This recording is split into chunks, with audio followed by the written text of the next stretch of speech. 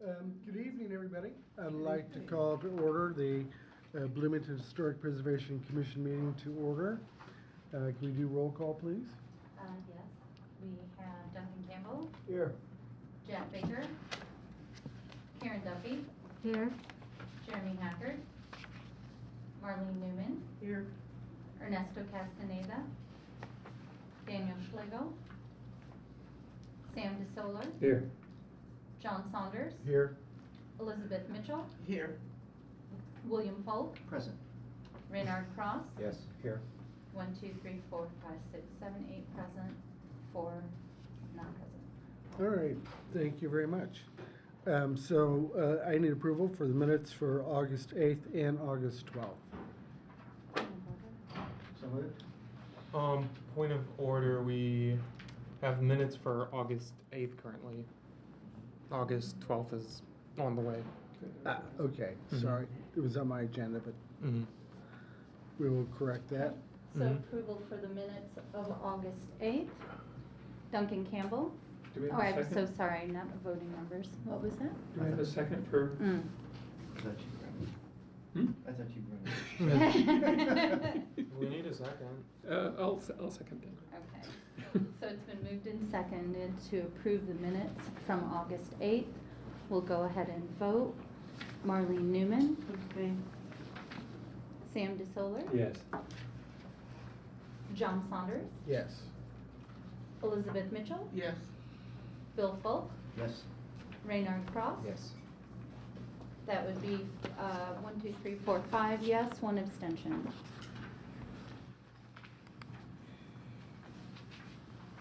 All right, thank you.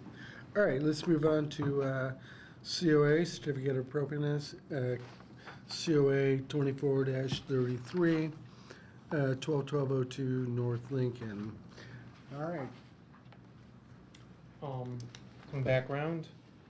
The house at 1202 North Lincoln was built in 1928 with 1950s alterations, including side and rear additions and a partial front porch enclosure. The house still retains some of its original features, including windows and its recognizable bungalow form. The lot is also home to a trailer with corrugated aluminum siding that is not included in the state or local survey. You can see here 1950s additions on the back and side, as well as the non-contributing trailer. So in the Garden Hill district, there are five criteria that could be considered for demolition. Let's see, one of which being the building's in a significant state of deterioration, disrepair, or compromised structural stability, but the condition of the building resulting from neglect shall not be considered grounds for demolition. Second consideration, that the historic or architectural significance of the structure is such that upon further consideration of the commission, it does not contribute to the historic character of the district. Third consideration would be that demolition is necessary to allow development which, in the Commission's opinion, is of greater significance for the preservation of the district than is retention of the structure or portion thereof for which demolition is thought. Fourth would be the structure cannot be put to any reasonable economic beneficial use without approval for demolition. And the fifth being that the structure has been accidentally damaged to such an extent that it may need to be rebuilt to its former configuration. And the demolition, this applies to the demolition of primary structures and contributing secondary structures within the district. Staff does not recommend approval of COA 2433 because the specific circumstances that must be met in order to allow demolition of a contributing building in a historic district, I do not believe are met in this case. The trailer that's located on the lot is not a contributing property, and it is in poor condition. The Garden Hill guidelines do not preclude additions to historic buildings or the construction of accessory structures that could provide additional use for the site. But because the trailer is a non-contributing accessory building, a certificate of appropriateness would not be required for its demolition.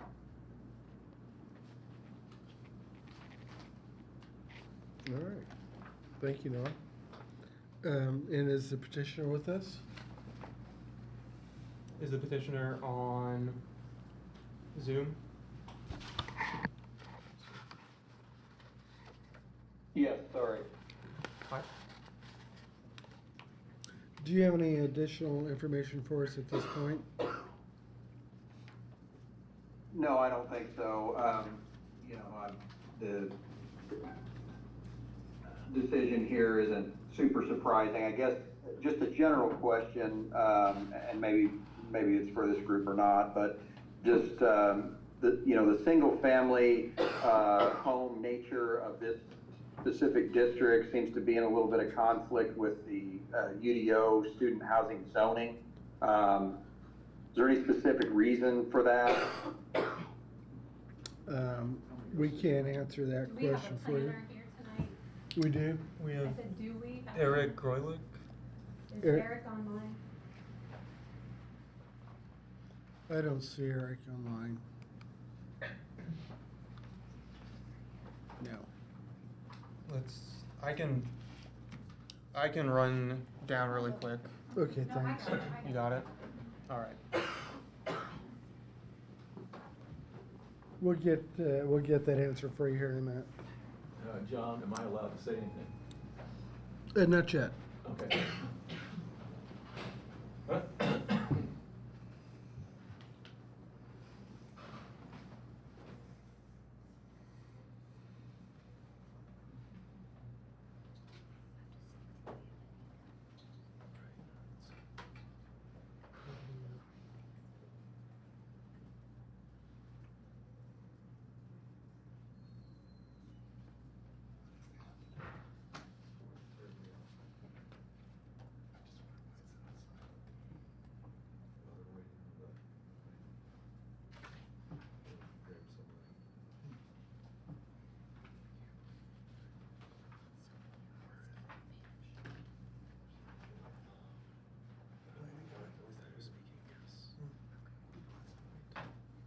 We need some music or something. Like the game show music? Yeah. TikTok, TikTok. Interlude. Well, I guess if you want, we can tell jokes while we're waiting, but Yeah. anybody got a good one? I don't. I mean, we could go and get comments or questions too. True. Let's see if Anna comes back. Second here. All right. We're gonna go ahead and move on to questions, and when Anna comes back, hopefully we'll have a planner with us and can answer your question. So, Sam, questions? I guess the only question I've got is, what's the idea behind the full demolition? I understand wanting to get rid of the trailer, which isn't under our purview anyway, but what's the impetus to take the house down? That's a question for the petitioner. Mr. Parrish, did you hear that? Just to rebuild another structure at some point. As of right now, there's nothing particular in design. Thank you. All right. Bill, questions? I think the only question I would have is there any major structural issues with the house?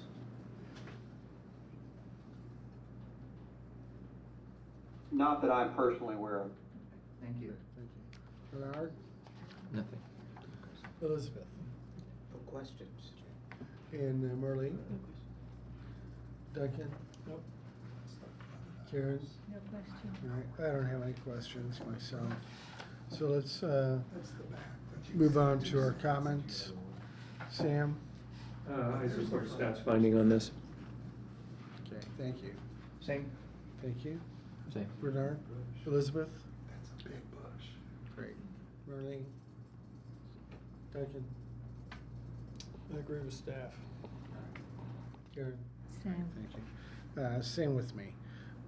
So now we have questions from you guys, from our members here. Your turn. Yeah, we got historic district status, what, about 6 years ago?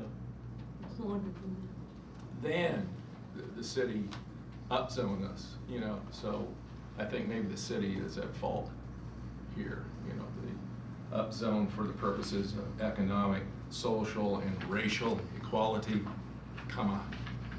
So we got hit hard again. Thank But we you. already had historic district status. Right. So if that answers his question, I don't know.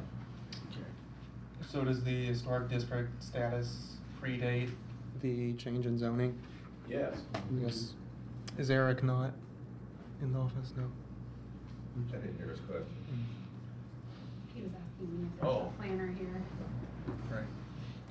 I'm sorry, Mr. Parrish, we don't have a planner with us this evening. And you've already made your comments at this point. You can go to the planning office. Thank you. and find that.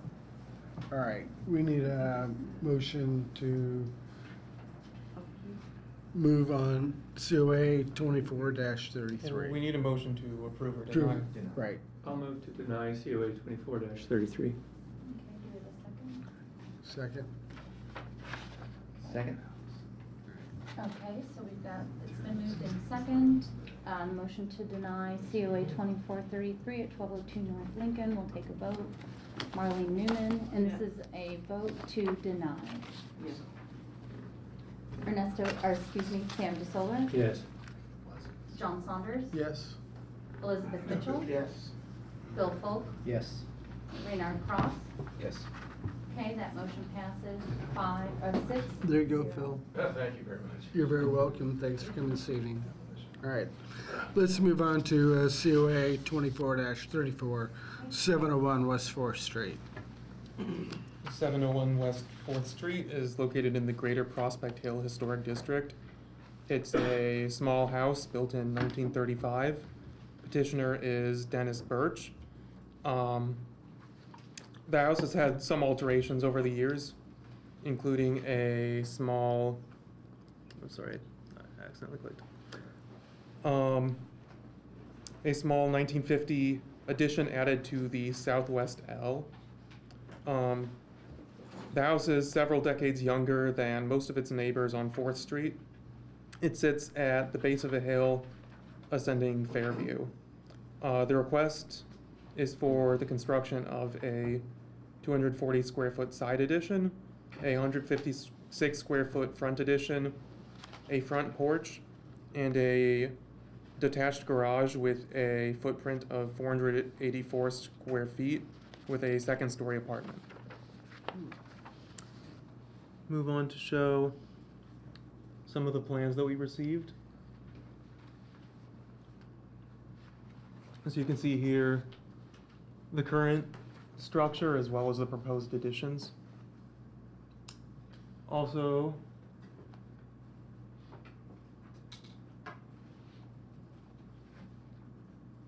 plans for the garage. The east elevation being the one facing Fairview. You can see here, kind of, it's cut off by the caption at the bottom, but the next house down on Fairview is about a block down at the top of the hill. The house next door is 2 stories. I don't remember when it was built, maybe 1910s. And we also received, since this packet has gone out, a couple comments from the neighborhood, from the design review committee, both of which are in support of the proposal.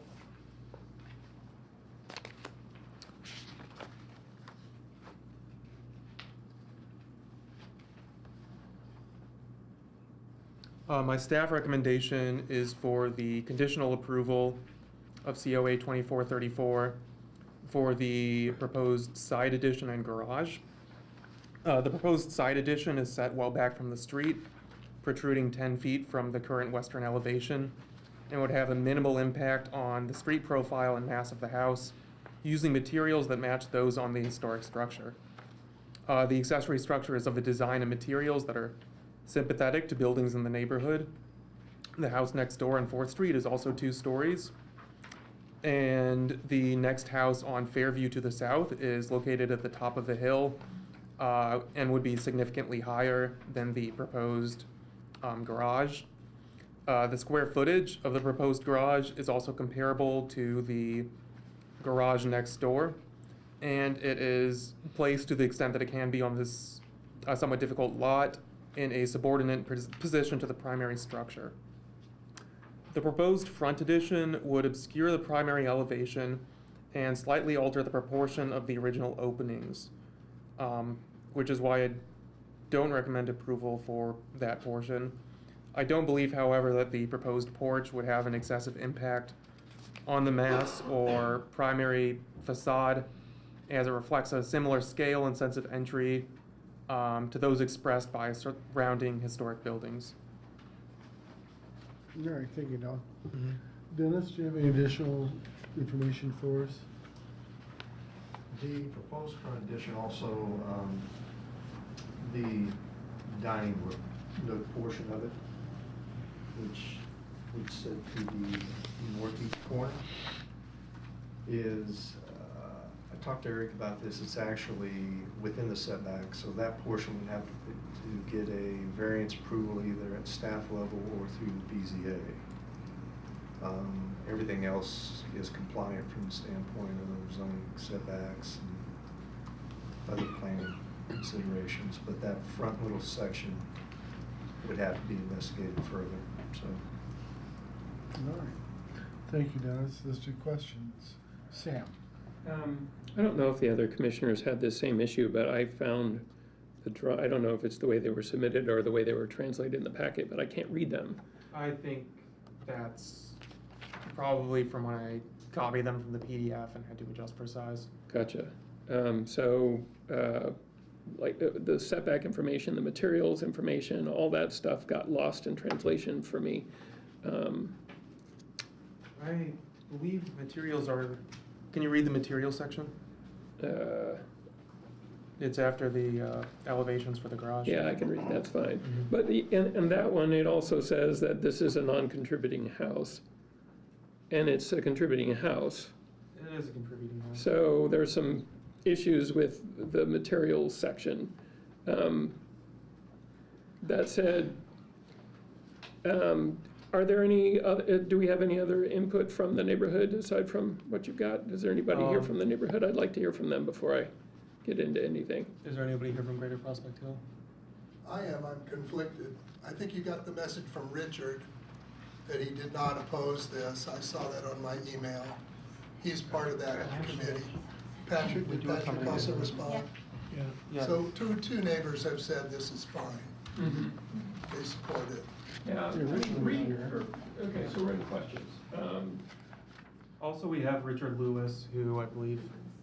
We'll get to Richard after you. Okay.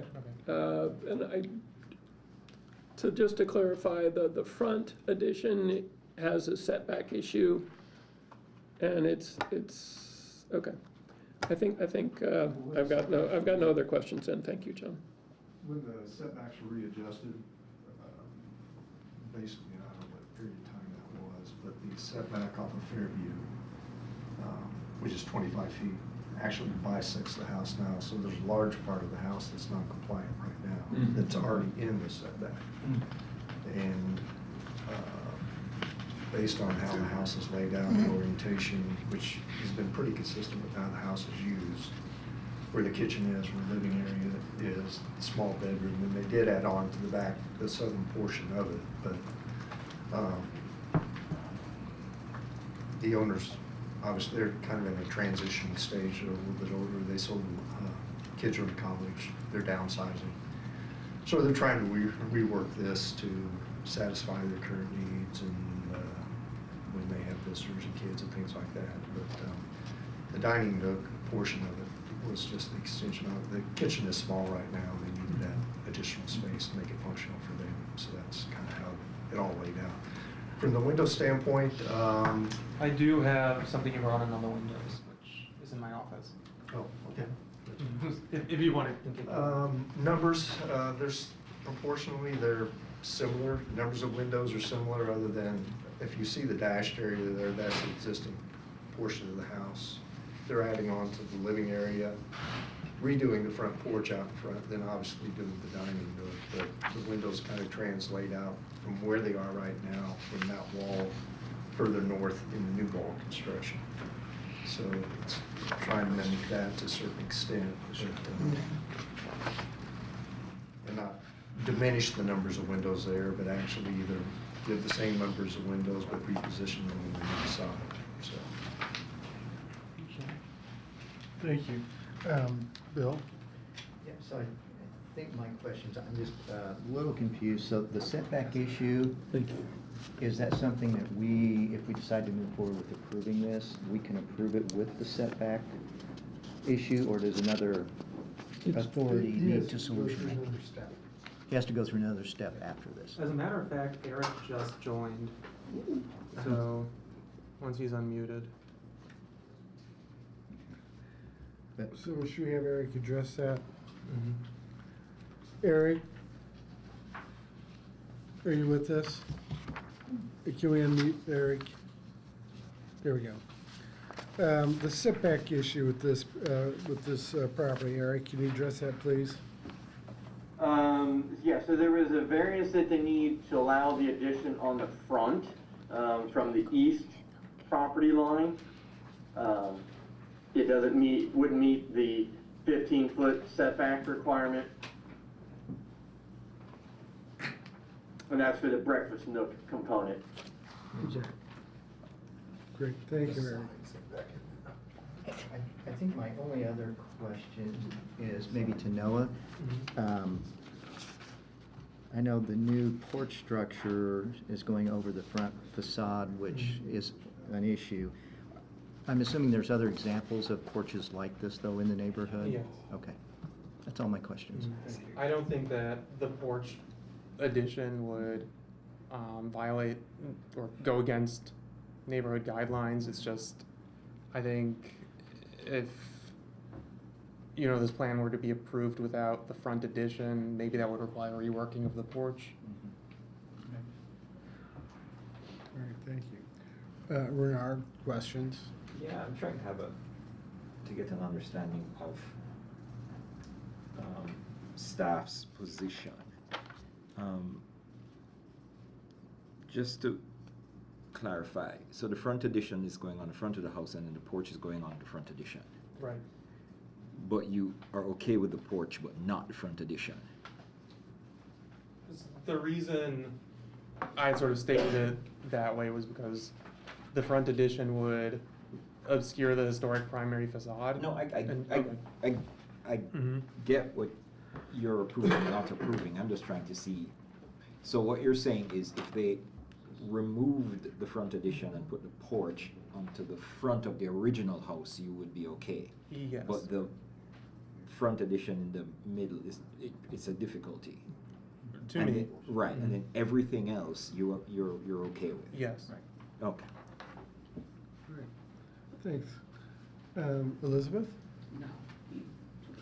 And Marlene, questions? I don't know if I'm allowed to ask this question, but, I mean, I was just looking at the plan, and I don't know if it would work on the back, but it seems like if Noah's not actually 100% with the front addition, would you ever consider just making an addition to the back of the house, which would make a much better kitchen, and then you could have the breakfast nook in the front and leave the... They need to do this one. And leave the front facade? Do you understand what I'm saying? I mean, the kitchen would be a lot bigger. You would They already have- put that in. Excuse me? Yeah, it's a new kitchen, it's been Oh. remodeled, and we would like to keep that. The thing that they're not incredibly satisfied with, obviously, is the appearance of the front of the house. I mean, it is contributing, but it is what it is. It's a very kind of plain, straightforward, non-detailed. Even the awning is an old kind of aluminum, small metal pole awning front porch. I mean, there's.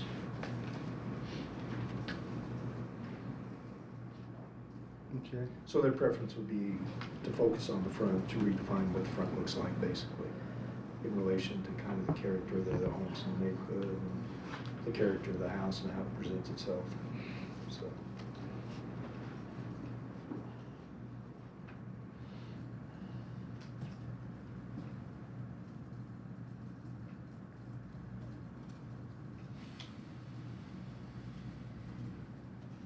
I see we also have a hand raised on Zoom.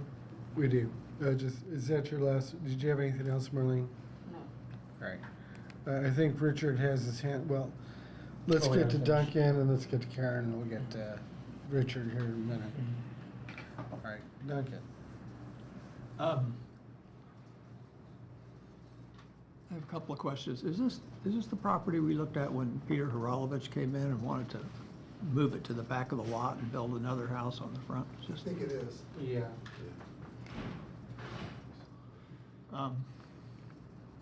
And then the garage is separate from the house. Freestanding, And is there an apartment above that garage? yes. Yes, in a small apartment. So is this an ADU?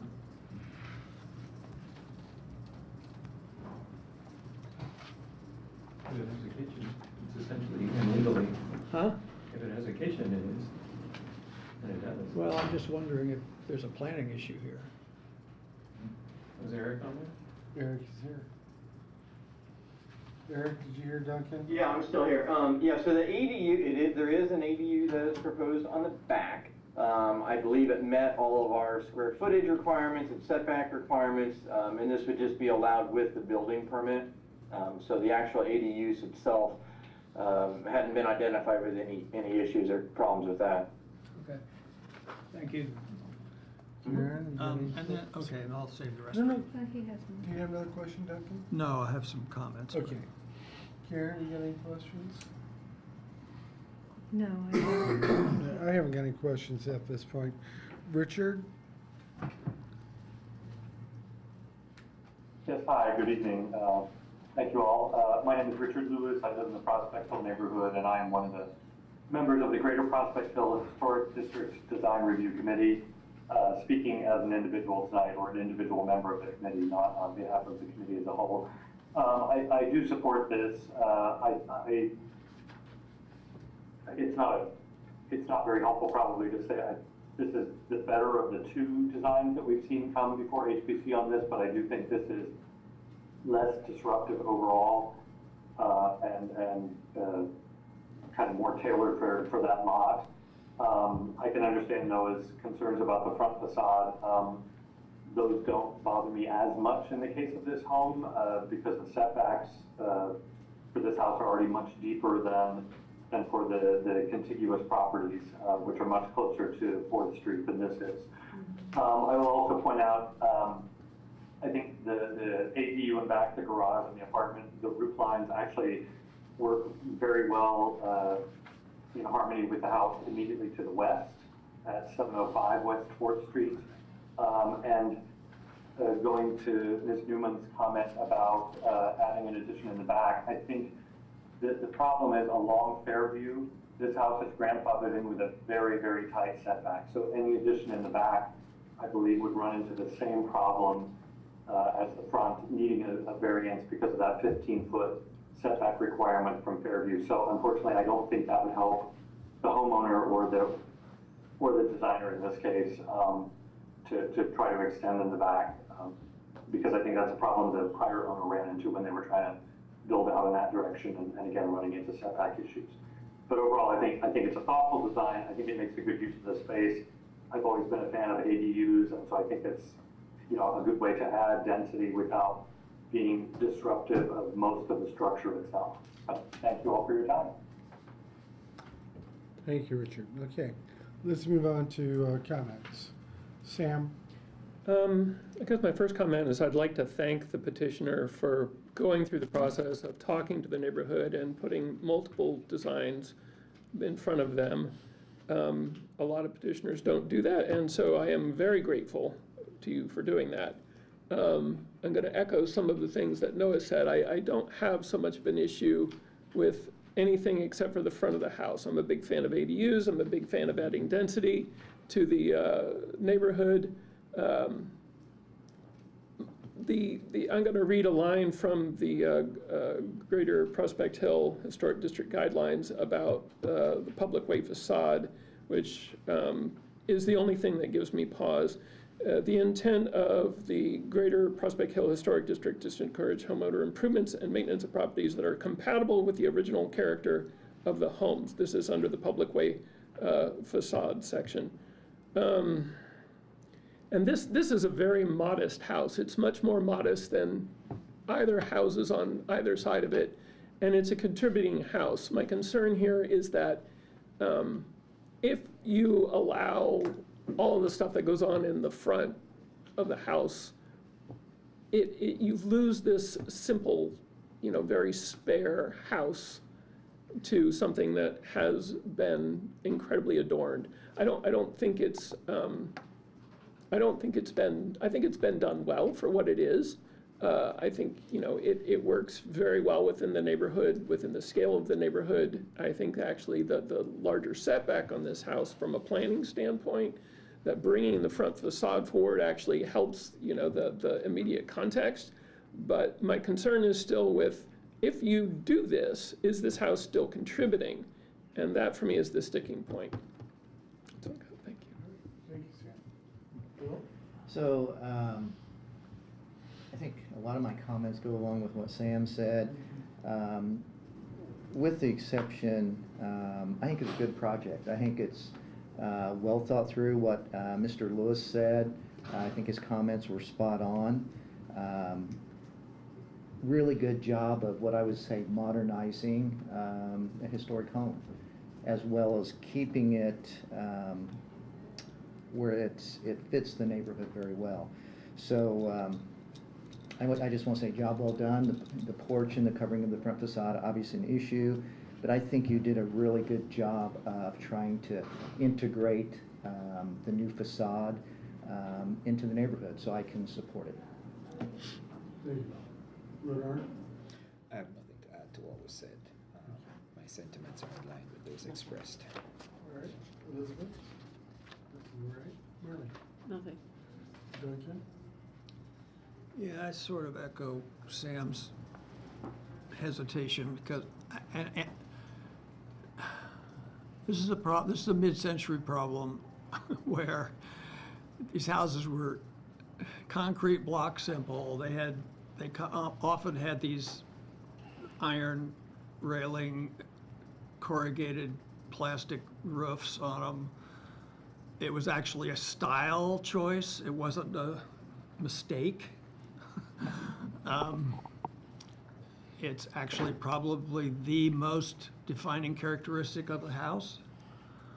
And the porch that's being proposed for it is a knockoff arts and crafts porch, which not only doesn't fit the pitch of the house, but it just plain doesn't fit the house. So if we're trying to preserve historic character, which I believe is the objective, I don't think these front additions are doing it.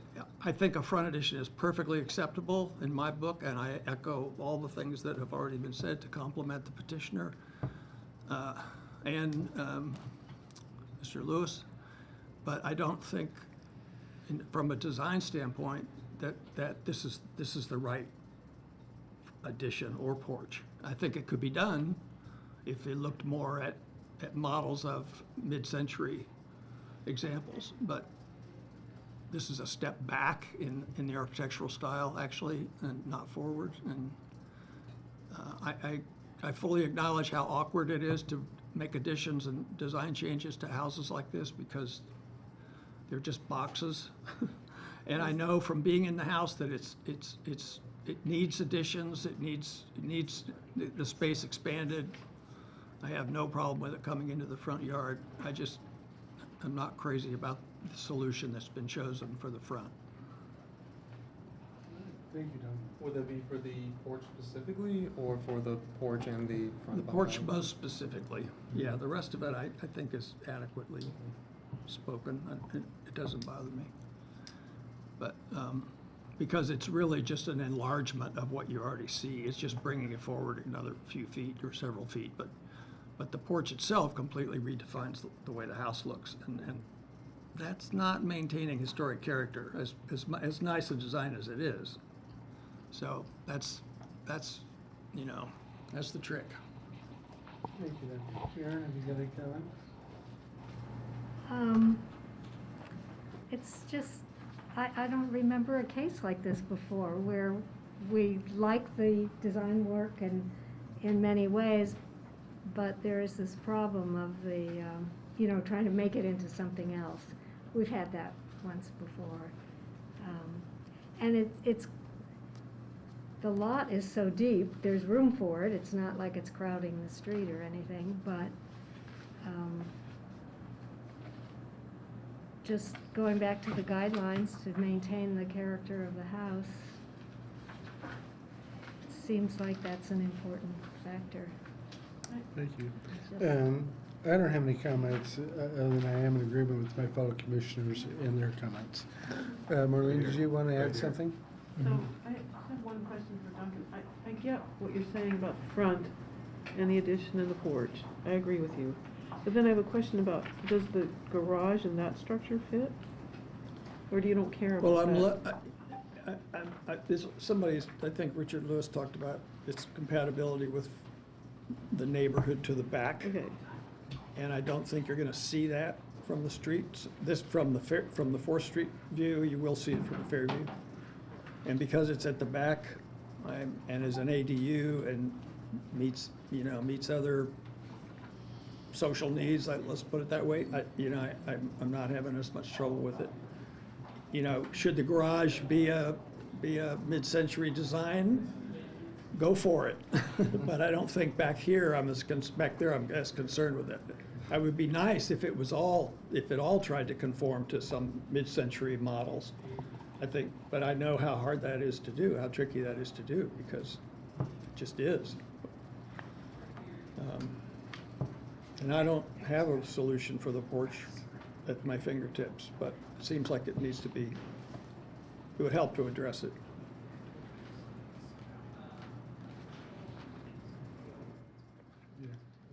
I will say as another comment that I got a sense from the letters from the neighborhood and Mr. Lewis's comments that they're happy to see a good, useful design for this house, because it's been a difficult thing to deal with previously, and it continues to be, in order to make it amenable for want of a better word, today's needs. And so I understand that in that way it does, but I think if you're trying to preserve historic character, then it needs a little more work. The design needs some more work. Is that good with you, Marlene? Yes, thank you. And Chris, did you have? Yes. I know this house very well. I also have estimated this job. I think I didn't get it because I'm too expensive maybe, but I'm speaking up for the house because, actually I'm speaking up for the neighborhood. If this was going to be built in the neighborhood, it would not be allowed to be built. It is completely incompatible. It's the only house like it in the neighborhood. That metal porch has probably got another 5 or so years before the stick rusts away and the metal starts falling down, and I can't imagine that they would put it back exactly the same. So I'm even surprised it's a contributing house. It's set back twice or 3 times as far as every other house in the neighborhood. You know, it's always been an ugly duckling. And if you think in terms of what is compatible to this neighborhood, the change is going to make the house more compatible to the neighborhood. And if I see how we can technically get hung up on the importance of this period design in this one house.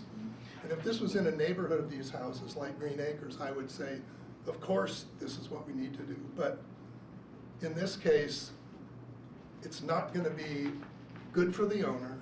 It's not going to be really good for the neighborhood to keep that old porch on the front of it. They're in fact trying to go to 4-inch siding. They are essentially building what would be if it was a new house, this would be accepted in a second as far as infill.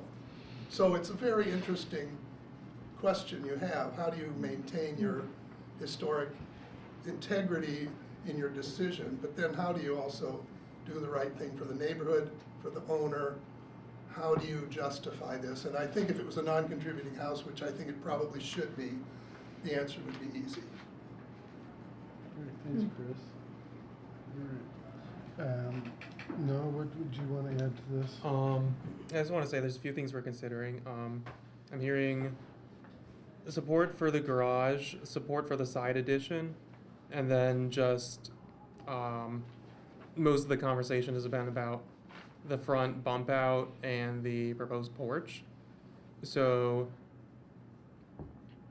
We want to take it in 2 steps. Sam? We could ask if the owner was willing to take a look at the design of the front of the house again and come back. well, part of my consideration for doing a conditional approval would be if, there's significant questions about one or both parts of the front addition, we could approve part of the project so that they could then get that underway and not have to wait on, coming back to us and. What would the owner holding off. prefer? The owner is here. The owner is here. They would prefer to get a conditional approval allowed. Mhm. What they really want to do right now, because obviously they moved, they're trying to live in this house right now. They did want to do the garage and the apartment and sequence so they can live there for a period of time while they do the other work and possibly work on the west side. So if they could work it so it would allow them to transition and do those portions of the project and then do the other as it gets resolved, I think they'd be happy with that, yes. All right. So, we need a motion. Sam? What is our number here? Hang on a second. This is 2434. I'd like to make a motion to conditionally approve COA 2434 with the petitioner coming back before the commission to present the front porch and front addition, but with the rear and side additions being approved. Second. All right, we're gonna go ahead and vote on that motion. Marlene Newman, Yes. Sam DeSola. Yes. John Saunders. Yes. Elizabeth Mitchell, Yes. Bill Folk, Yes. Renard Cross. Yes. Motion passes 6-0. Thank you. All right, thank you very much. Thank you, Mark, Dennis. Thank you. Have a good evenings. All right, let's move on to COA 24-35, 602 South Ballantyne. 602 South Ballantyne, this is located in the Elm Heights Historic District. The petitioner is Brandon Sturgis, who is joining us on Zoom. This is a 1940 colonial revival house that is sort of built in 2 sections connected by a sort of veranda. In 2021, this property received COA 2132 for the addition of a deck in the, I believe, the southwest corner of the lot. Earlier this year, this deck was severely damaged in a storm, and the petitioner is proposing to reconstruct it with the addition of a lattice roof pergola with some screening that has a triangular footprint on the, is it northeast or southeast corner of the deck? Yes, northeast corner of the deck. And replacement of the wooden railing that had been there previously with a black aluminum railing. So this is porch in its former glory. How the mighty have fallen. Proposed mock-up of essentially restoring the porch as it was, adding the pergola, putting in black aluminum railings. This would be what the screened pergola would look like. Oh, not yet this. And I did receive comment from the neighborhood, Barry Clapper, from the Elm Heights Design Review Committee, said that they had no issue with the proposed deck and screening. I haven't heard anything else from other members of the committee, All right, and thanks. staff recommends approval. Thank you, Noah. Sam? Are we questions? I really have no questions. No question. Bernard? No questions. Elizabeth? I have no questions. Maureen? No questions. Duncan? Karen? Nope. John? No questions. Let's move on to comments. Sam? I'm very sorry your deck got squished by a tree. But I have no issues with this one. And I think the documentation is very legible, and I am thankful for that. Well, that's on me. Bill? Yeah, I will echo Sam's comments. So sorry for what happened. And what you put together as a replacement is beautiful. Thank you for all the documentation. Elizabeth? I like it. Marlene? I like it. Duncan? No comments. And Karen? Looks No nice to comment? me. Mhm. Yep, No. no comment here. How about Chris or anybody in the back there? Nope, hearing none, okay. We need a motion to approve. Make a motion to approve? Second. Okay, we've got a motion to approve. It's been seconded. This is on CLA 2435. We'll go ahead and vote. On the motion to approve, Marlene Newman, Yes. Sam DeSolar, Yes. John Saunders, Yes. Elizabeth Mitchell, Yes. Bill Folk, Yes. Reynard Cross. Yes. That motion carries 6-0. Excellent. Thank you. Have a good night. All right, let's move on to COA 24-36, 605 South Fest. Right, the address is 605 South Fest, individually listed as the Willow Terrace apartment building. The petitioner is Weininger Real Estate LLC. In 2020, the terracotta tile parapet on 605 South Fest was removed without a COA, following repairs to the subroofing, and was replaced with a standing seam metal parapet. A notice of violation was issued on June 2020, and a retroactive COA for the replacement of the parapet was denied. A deadline was established for the replacement of the tiles in June 2021,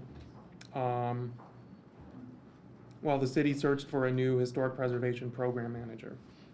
Although correspondence between the city and the property owner continued through 2023, discussion of a resolution was initiated in March 2024, with members of the commission insisting on replacement with a tile matching the historic tile profile.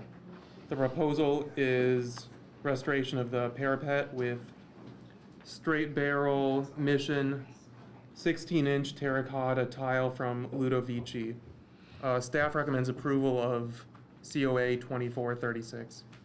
All right, thank you, Noah. Sam, questions? Do we have any additional information from the owner? Yes. Can I go? Yes, absolutely. First of all, Noah, thank you for getting us on the agenda. I know you guys have heard this a few times over the years, as Noah can inform, and Margie as well, but I don't see Margie here. Actually, Margie's there. Hi, Margie. We've stayed in communication this summer, and at one point, we had clay tile material lined up that was actually at a discount. It had been ordered by a different customer. We were gonna get it because the company did not want to restock it. We were gonna get it for about a 50% discount. I communicated with Noah and Margie. Noah informed me that for some reason or another, the clay material was not acceptable due to the shape of the individual material pieces. Because of that, we then had to go back to the drawing board and look at figuring out how to get this at full price. Full price, as you can see in your packet, is approximately $75,000 total. We recognize your position in wanting this work done, which we will do, and I've committed to Margie the same, but we wanted you to have an opportunity to hear from who this is going to impact the most, and that's going to be the tenants at this particular building.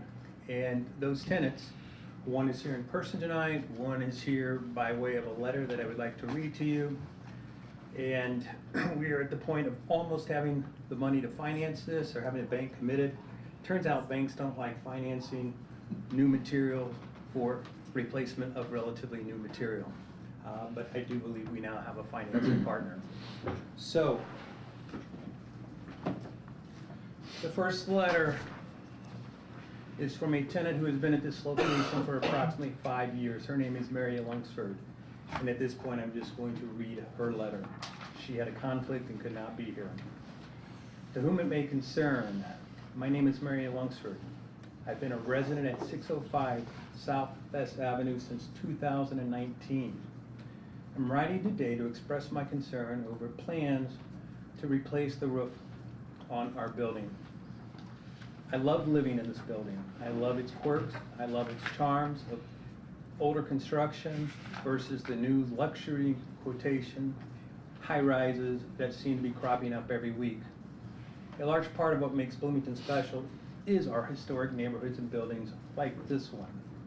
As a resident of this city who is increasingly concerned about the changing landscape and the disappearance of affordable housing, I take the preservation of what we have very seriously. While I admire and support this commission's goal to maintain historical integrity, I fear that requiring the owner to replace the roof at this time would contradict the commission's mandate, quote, that through preservation and design-conscious development, Bloomington's historic neighborhood and buildings can continue to provide an affordable, sustainable, and genuine place to live, end quote. If the building owner of 605 Southwest must replace this roof, I'm informed that my rent would increase approximately $75 per month so that this project can be affordable to my building owner. Affordable housing is becoming increasingly rare in Bloomington, Indiana, and I would hope that the commission would take seriously the concerns of tenants who may be priced out of their homes as paramount to replacing a roof that has recently been replaced. I would ask that the commission consider postponing this action until a replacement roof is actually necessary for the structural integrity of the building. I appreciate your thoughtful consideration. Thank you, Mary Lunsford. Thank you. Also, we have Jalen Boone, who is here in person. Can you have his name, please? Jalen's been a resident at this building for 2 years. His current rent is $800 per month. He pays for a one-bedroom on the top floor. As this commission may recall, all of this mess originated because we had leaks in the existing roof and we had to get it stopped because folks like Jalen were suffering with respect to their possessions getting wet, mold, mildew, etc. Jalen was not there, however, when that work was originally accomplished. Jalen works at Cardinal Spirits as a line cook. Jalen is currently 2 months behind in his rent. His landlords are doing everything they can to work with them. Jalen knows, he's been informed, as indicated in your packet, that his rent's going to increase approximately $75 per month in the near future if we have to go forward with this. Jalen, what are your thoughts?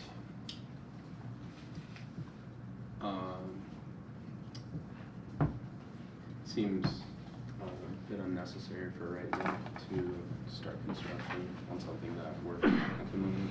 Can you afford a $75 a month increase? Not right now. What's going to happen? Where are you going to move to? I'm asking the petitioner. I'm not asking for an interview with your tenants. Sir. Would you like to ask the questions? He's a little bit nervous. He's not been in front of this before. I think when we get to public comment, we can address that, but I just wanted to ask you if you had anything further to say. Do I have anything further to say to you? No. I ask that you respectfully reconsider requiring this parapet replacement based upon what you've heard from the tenants that are actually going to end up suffering as a result of this. Thank you very much for your time and consideration. Mm-hmm. All right, Sam? So is there a sample that we have? Do we have any tile samples? We have the profile that's provided by the company.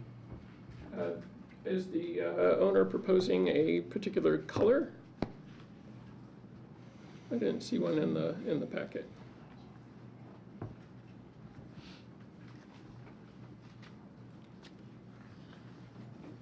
Let's see.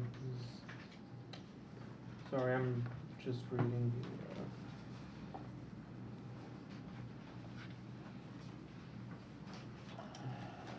Available in all standard and custom colors. Oh, I was just going to see. Our proposed material at this point is at the suggestion of Noe's office.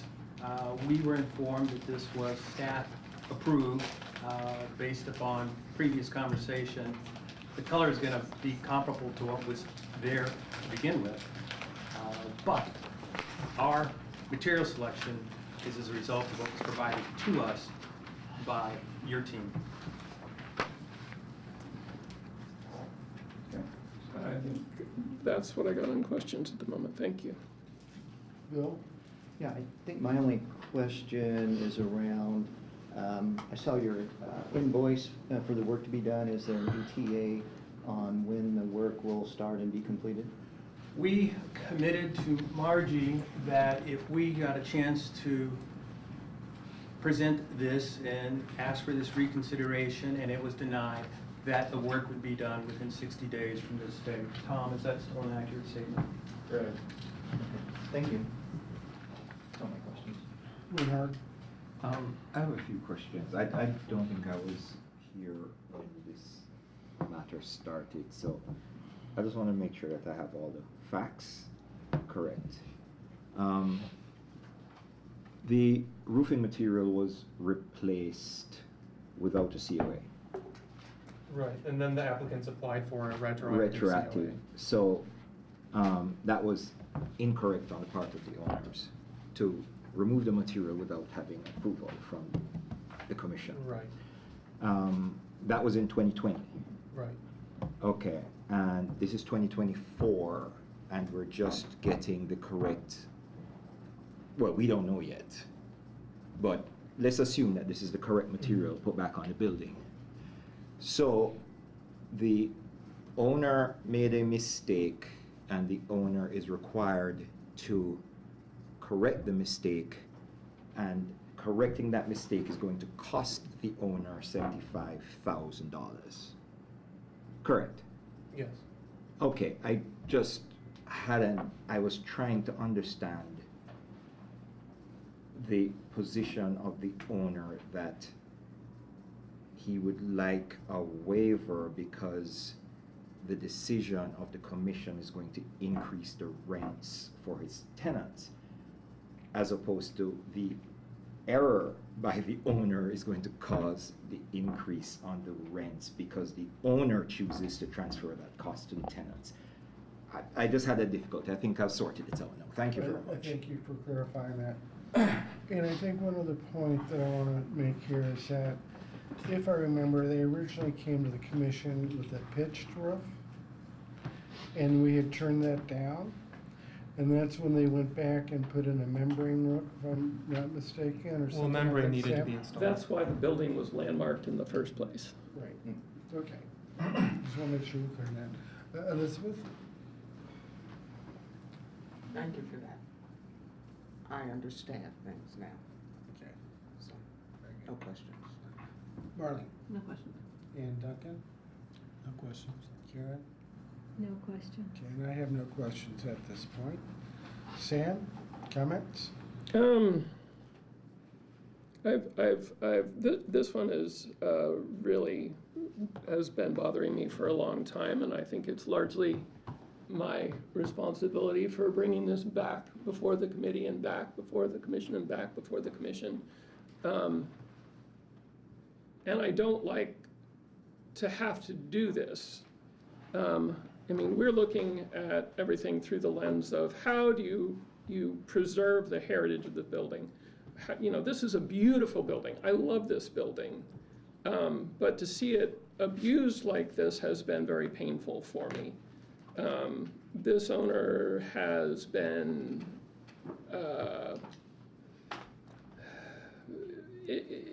this owner has not communicated in a way that I have liked. They've been very, they didn't communicate to the commission about removing the existing roof. They said it was an emergency and they had a lot of leaks and that sort of thing. But they were the owners when this building was landmarked. And ignoring your responsibility and ignoring the law that you are required to come before the commission for a certificate of approval when you're changing materials on an exterior building, a notable building, is problematic. I was by this building today, and there are screen doors hanging off the hinges. There are 3-foot-tall weeds growing out of the downspouts. The other part of this responsibility of this commission is to make sure that these historic buildings are maintained. And to avoid an additional notice of violation, I would suggest that the owners take a look at the rest of the building and take care of it, because this is a gem. If you take care of this building, we won't harass you. If you keep it up to the standard that you need to keep it up to, and you build in the costs to take care of a building. I mean, that's part of the calculus of owning a building. It's like, how do you maintain it? And I appreciate Commissioner Cross's distinction between what caused this issue in the first place. So I think this is a great tile. I'm actually the one who found this tile. I don't care if you use this particular tile, but this one works. You're free to go, and I spent a lot of time, so you're getting a lot of free architectural help here. But I'm not attached to using this particular tile, and if you can find something cheaper and better, more power to you. But you have to find something that matches the profile, that matches the color of the existing historic material. You've got some breakage on the only piece of original roof that you've got left, and you need to fix that. So I feel that the owner needs some chastisement here, and I want to see the roof restored in a way that matches the original and matches what little is left of the tiles that are there on the building. You can see on all the rest of the awnings and such that the original tiles have been ripped off of those too. And the shingles, the asphalt shingles that are on there are ready to go as well. So I think this is something that we're going to have to keep an eye on if the kind of maintenance that has been done to this building keeps getting done to this building. It's in reaction to emergency situations, and that is a problem. But I do think that this building will last another couple hundred years if it's taken care of correctly. I think that's all I've got to say at the moment. Thank you. Thanks, Sam. Bill? No comments. Again, forgive me, but just a couple more questions, just for clarity. Was there any sanction proposed or imposed for the violations? Margie, do you want to answer that? Yeah, I can address that. Yes. This largely was handled under the last administration. When Sam brought it to my attention this year, I immediately contacted Mr. Lauer. He's been extremely responsive and helpful getting the kind of tile that this commission asked in both the color and the shape. I have not levied any fines, nor am I inclined to do so.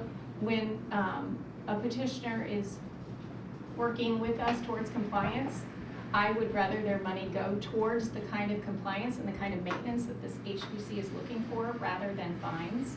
That's not something that I'm interested in levying. I don't know why the last administration didn't do it, but I can tell you that since I've reached out to Mr. Lauer, this property owner and their representatives have been very responsive to us. And so I don't think this is a case where it's appropriate to issue a fine. Okay, but I was really leaning towards, based on the circumstances, could fines have been imposed if this body had chosen to impose fines? That could have been a possibility. It could have been a possibility. But the body chose not to do it. I don't know the history. I don't think so. I think that there was Oh, well, there were some gaps in time, I think was the issue. Is that there was a notice of violation that was issued, and then there was a lapse in time. The hand department, under a different administration, did not follow back up on the notice of violation, and then kind of just dropped the ball, essentially. So there's been some significant gaps in time from the original date. I think, well, thank you, because I think you've answered my question. I would just like to make the point that this situation could have been more costly for the property owner, and to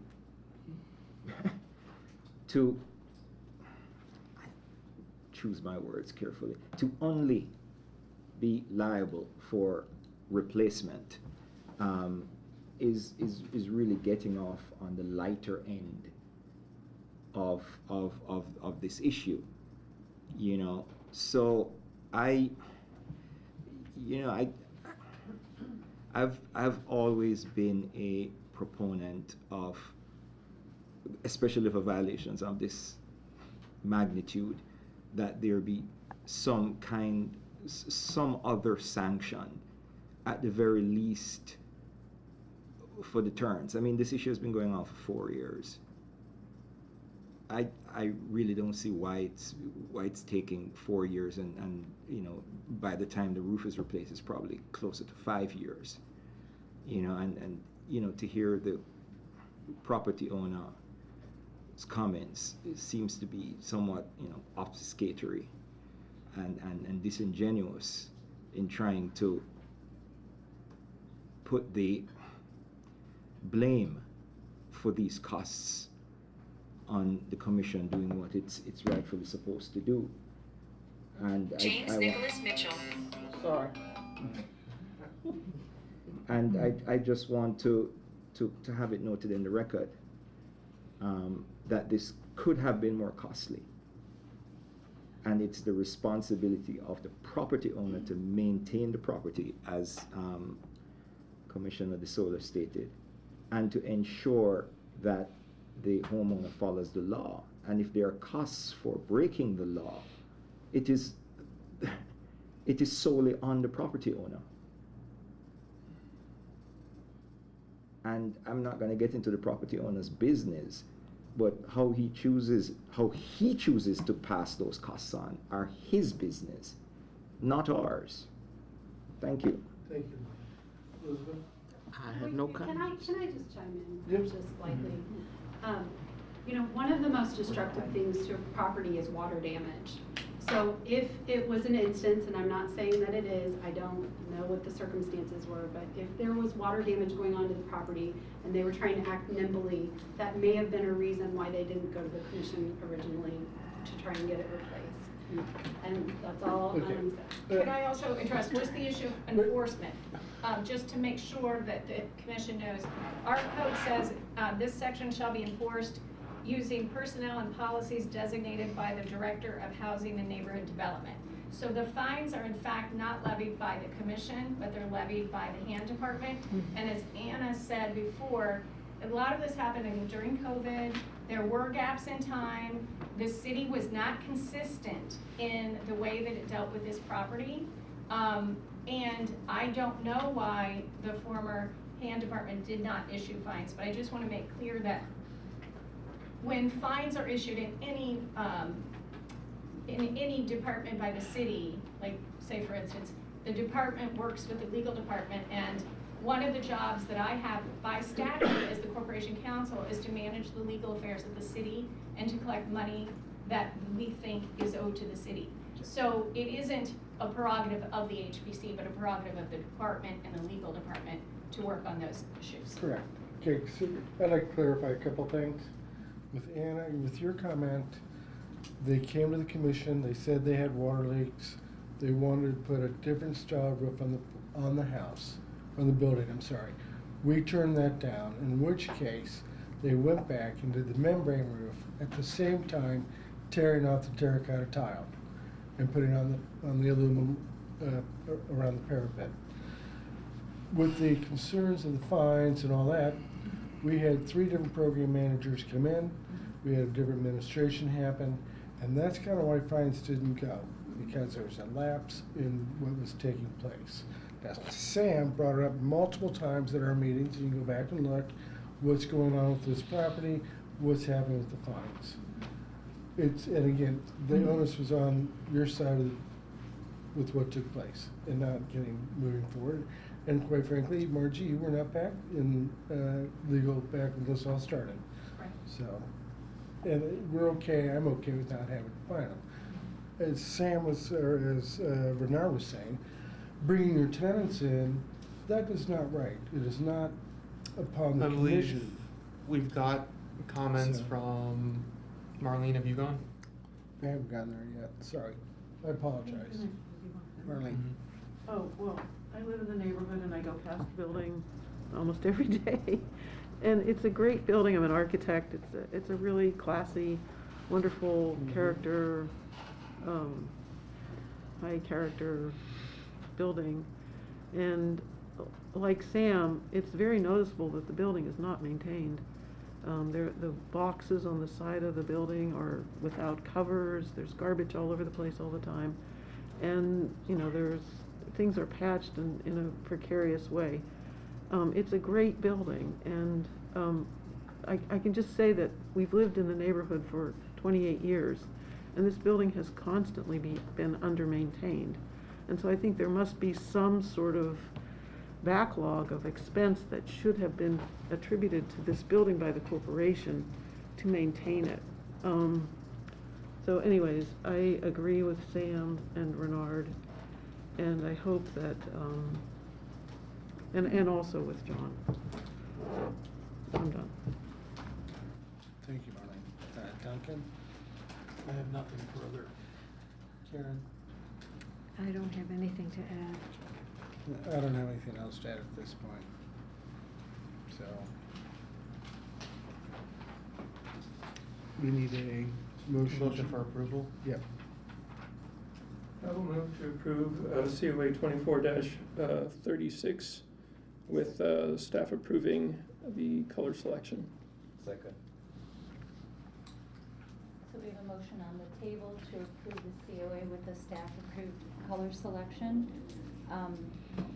And a yes on this would be a motion to approve. Marlene Newman? Yes. Sam DeSoler? Yes. John Saunders? Yes. Elizabeth Mitchell? Yes. Bill Folk? Yes. Raynard Cross? Yes. Motion passes 6-0. All right, thank you. Thank you. Mr. Miller, are you gonna leave right away after a meeting tonight? I'd like to talk to you about something. I'm happy to talk to you by phone, but I'm sure my client doesn't want to continue to stick around for the entire meeting. Oh, wow. All right, I will get your number. Margie has everything. I'm happy to speak with you. All right, thank you. Do we have any commissioner comments at this time? How about old business? Oh, no. Oh. Old business? No, it's jumping ahead of me. We gotta do new business first. New business? No. Old business. Old business? Old business? Well, on the first, the Green Acres issue is before the council, and I thought it would be discussed here a little bit, or you might like a report from Lois. Lois? Okay, I just put a piece of candy in my mouth. Perfect timing as usual. No, we are going to present on behalf of Green Acres on Tuesday night, October 1st. And we will present our proposal to the city council for conservation district. And many things are still ongoing right now. We have people still walking the neighborhood, signing petitions. And what I would just say is, you know, our time has been short, but we really have had a lot of positive support, both from other property owners who live there with us, that we talk to, as many of the renters who talk to us about why they live in Green Acres. And I think probably we'll have a very interesting representation Tuesday night at the meeting. So, Excellent. Thanks, Lois. thank you. And I'd After like to 6 really o'clock? prepare that our members come to that meeting next week. The city council meets at 6:30. 6:30. 6:30. Yeah, October 1st. All right. Is there some kind of quorum minimum of how many? I commissioners sent can come? out, 'Cause I didn't understand that that's ever been. I sent out a proposed. public notice just in case a quorum does show up. So it's not limited to 2 people coming or anything like that? Is that what Well, you're saying? if a quorum of commissioners happens to show up, we need to be prepared for that, so I've sent public notice for that. And I think the council meeting is exclusively about this issue, is that correct? I have not seen their agenda yet. Has that been released? Not yet. Not yet, okay. Do you happen to know if it's exclusively on this issue or if it's just on an I know the agenda? agenda has not been released yet. I can't Okay. confirm or deny Okay. anything else. Let's see. All right, so we're now down to. Sam, did you have something to say? It got Sorry. addressed. Okay. Thank you. No, with Yes. this issue of the quorum, Mhm. could you clarify it for me, please? Because I'm unclear as to what the rule says. You're saying if more than, So if more than half of the voting members happen to attend this event, because it's essentially about commission business, then we need to place public notice so that we don't violate Indiana's open door laws. so the rule is it has to, if we're in the same space, meeting about something related to the commission, then it has to be published. But if we're in the same space, not dealing with commission business. If it's a does- social event, I don't believe. That's right, there's Mhm. exceptions when you're not discussing business, but since this is the business of the commission, we wanted to be careful and make sure that it was posted for you all as well. And you have done that, so they're not limited in how many members Right. can show That's up. correct. This is also why you don't want to respond all on an email and discuss any business items by email. Question. If the commission members are being invited to a social event because they're commission members, does that require public notice? You know, we would need to look at that on a case-by-case basis. It's kind of hard to answer those questions generally, but if there's something that's coming up and you want to talk about it. I'm having we have to talk Thanksgiving to you dinner about and I'd like to invite everybody. Because they're my colleagues, would that need to be published? I hate talking about work, so I'll be fine. That's all I want to know. If I'm inviting the members of the commission, because they're members of the commission, to a social event, would that need to be published? Not if you're not going to be discussing official business. Yeah. Okay. What time? So this is another related legal What can question. I bring? If a previous petitioner who got an approval for their project wants to invite the entire commission over to their project to look at it and say, look at my pretty thing, is that got to be noticed? I would think so, because wouldn't that be a tour or some kind of site visit of the commission? Yes. For when it's, for something that's your official business. So I think out of an abundance of caution, we would probably post that. Okay, that's helpful. And question, if it's published that the commission is meeting at this place, can the public turn up at this place? Well, that is the point of the open. So you better get a couple extra turkeys. And some more beer. And how is that not trespassing?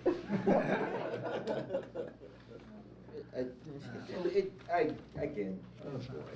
So, let's move on to commissioner Can I have comments. another comment? Yes, Chris? They're gonna need all the help they can get. It's a tough it's a tough proposal, and it's an uphill climb, and I think they're brave to go forward, knowing the votes are tough.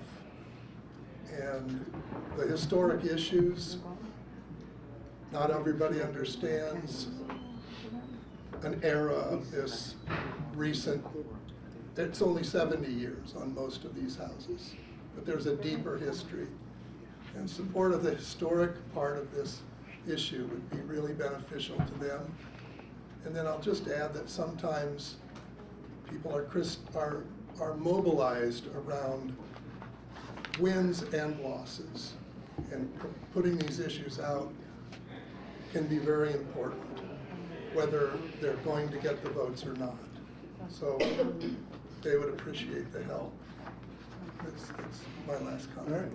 Can we bring signs on noise makeup? So now we're down to commissioner comments.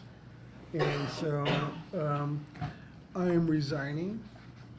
I know, don't be so shocked. At the end of October, so I'll be here for our next 2 meetings.